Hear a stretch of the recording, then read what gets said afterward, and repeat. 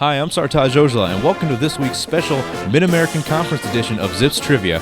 We're going to see what our students know about the MAC. Who is currently the back-to-back regular season MAC champions? The Akron Zips. Akron, University of Akron. The Akron Zips. All right. Who did Akron lose to last year in the MAC championship? Kent. I'll go with OU. Buffalo. Wasn't it OU? Tennessee. Is it OU? West Virginia. Who is leading the Zips in rebounding this season? Really tall dude. Z. Zeke Marshall. Zeke. Treadwell. I believe it's Demetrius Treadwell. Which one of these teams is not in the MAC conference? Toledo, Temple, or Northern Illinois? Temple. Temple. Temple. Who was the tournament MVP last time Akron won the MAC championship? Zeke Marshall. Z. I believe it was Zeke Marshall. Z. Zeke. Zeke Marshall.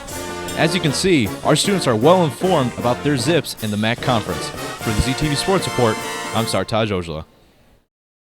Welcome back to the ZTV Sports Report. We've seen how the men did it in the MAC tournament, but they weren't the only team on display. The MAC East champions on the women's side were also in action. The Lady Zips would face Buffalo in a third-round matchup. Their previous meetings were both won by Akron in commanding fashion. Could they do it again and move on to the tourney? The Akron women's basketball team opened up their MAC tournament with a matchup with the Buffalo Bulls. Akron went 2-0 against Buffalo this year, but this one was much closer than their previous 17 and 19-point victories. Buffalo played well inside, while the Zips focused on getting outside looks for their shooters Hannah Luber, Taylor Rupert, and Senna King. Luber lit it up from the outside, totaling 22 points in this quarterfinal game. Although Akron led by 12 at the half, Buffalo came out poised to make this a game to remember.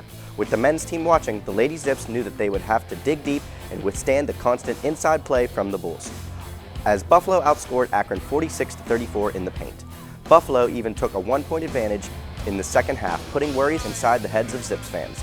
After Coach Kest talked some sense into her team, Taylor Rupert hit a clutch three with a foul, making it a 4-point play, something you don't normally see in basketball. Buffalo continued to match the Zips, however, as it came right down to the end, where clutch shots from the Lady Zips behind the arc and at the free throw line led them to the 83-79 victory. Akron advanced to play second-seeded Ball State in the semifinals of the MAC tournament. Akron defeated Ball State once this year, and they would have to do it again if they wanted to reach their first ever MAC championship game. In fact, Akron has not fallen to Ball State since the year of 2009, so the Zips know what they need to do to take down the Cardinals. The win by Akron advanced them to the semifinals, where they would face off against Ball State. Earlier this season, Rachel Tecca led the Zips to a 12-point home win against Ball State. Can the women do it again and reach the finals?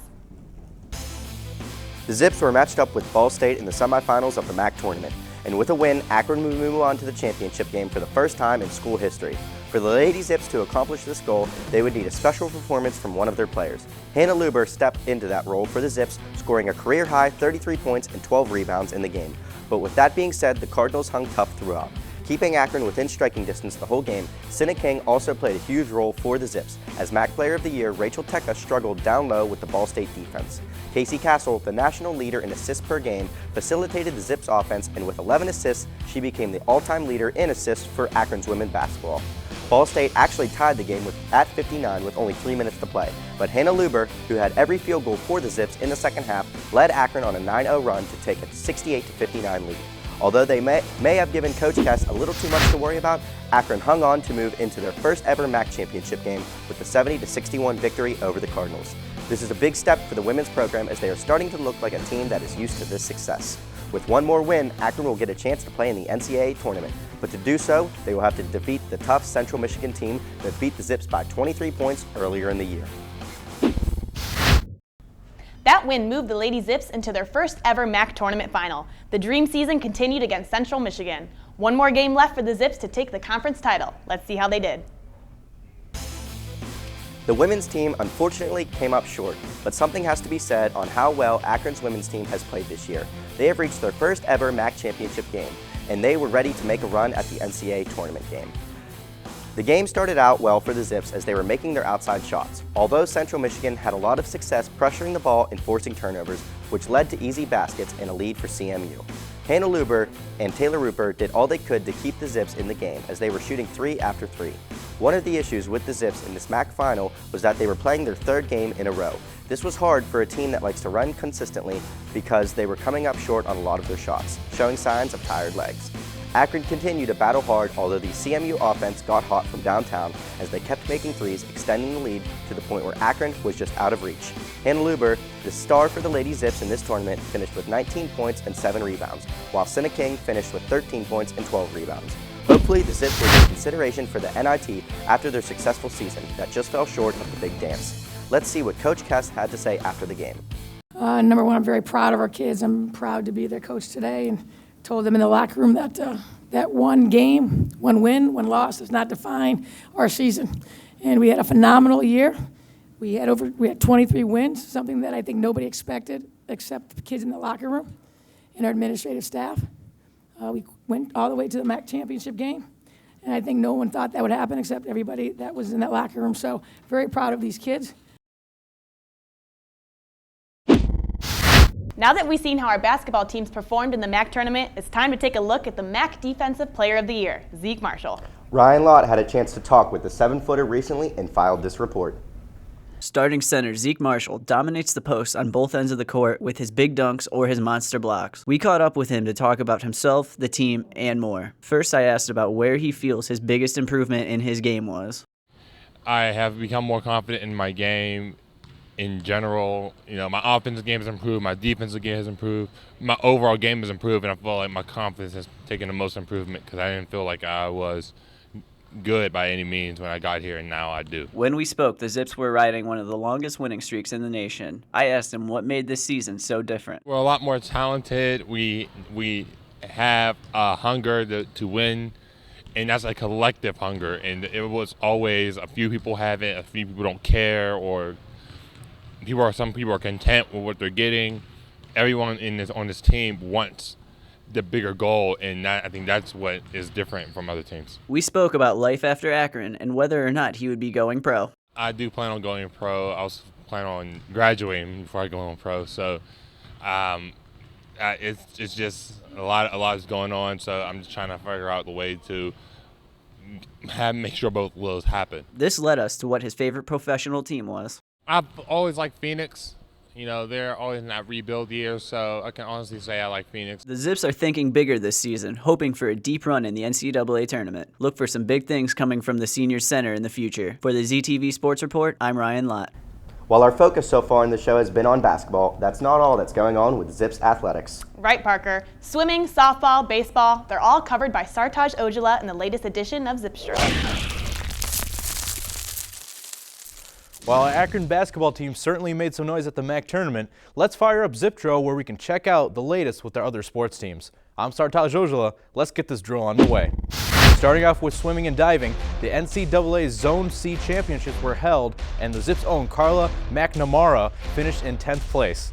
Next, the softball team dropped a game under 500 on the season following their 6-0 loss to St. John's. Their record now stands at 11-12.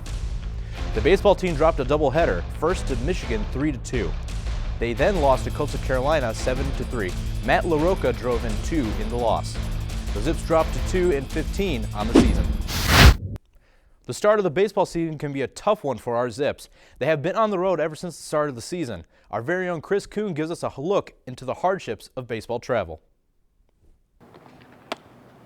The crack of the bat, the sound that baseball season has started. However, the Zips don't play their first home game until March 26th, meaning their first 22 games are on the road. So, how hard is the traveling life? Well, for anything, you got to mentally prepare, and I think it's the same way for traveling. You know, when we go long trips and stuff like that, you got to mentally prepare and know that you're going to be tired and worn out and stuff like that. Not only do they prepare for the physical and mental aspects of the game, but also balancing their schoolwork. You know, getting together with your professor and stuff like that. Like, for example, I'm missing 2 midterms that I had to make up when we come back or beforehand, so it's tough like that, just staying organized.